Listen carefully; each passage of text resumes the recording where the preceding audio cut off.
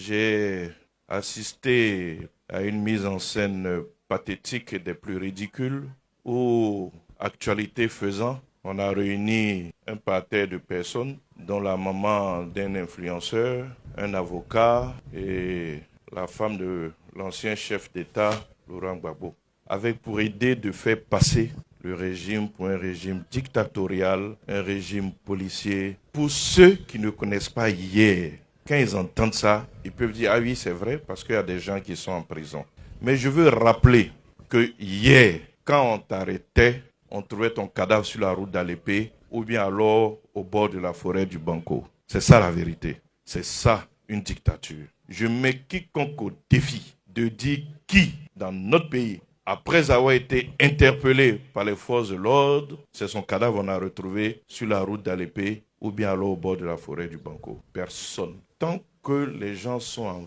vie, on peut tout corriger. Tu fais la prison, un jour tu sors. Croyez que les parents de Guy Robert n'auraient pas aimé qu'il soit en prison, abattu comme un animal au bord de la route. C'était tout près de nous. Général, ancien chef d'État. Aucun respect pour la vie humaine. Je peux citer le frère de Dakouri. Je peux citer H. Kamara, T. Émile, Jean-Marc Badolo, Suleiman Koulibaly Babou, le secrétaire du président, le capitaine Dosso Aboubakari, son aide de camp, capitaine Fabien Koulibaly, aide de camp du général Gueye.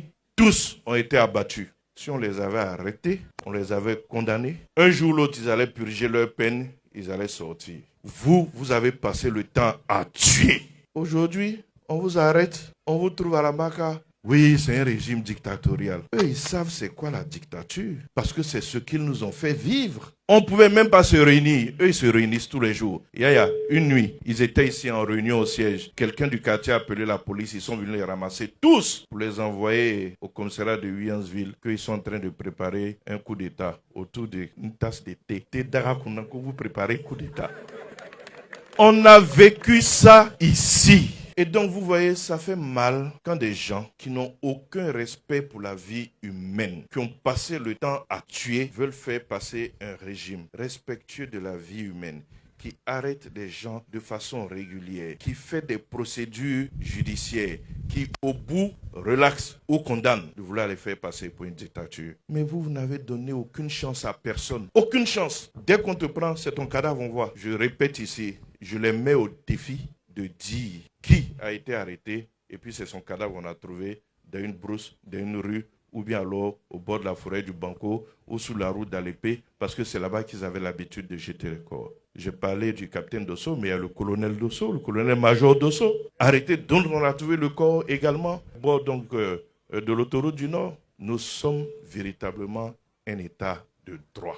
Ils peuvent fantasmer tout ce qu'ils veulent, mais en même temps, dans l'état de droit, là, tu dois respecter les textes. Si tu ne les respectes pas, tu subis la rigueur de la loi. Et la loi sous le président Ouattara n'est pas expéditive. Ce n'est pas une loi où on exécute les gens sans les juger. Non, tu fais une procédure judiciaire. Si tu as tort, tu es condamné. Si on t'a accusé à tort, tu es relaxé.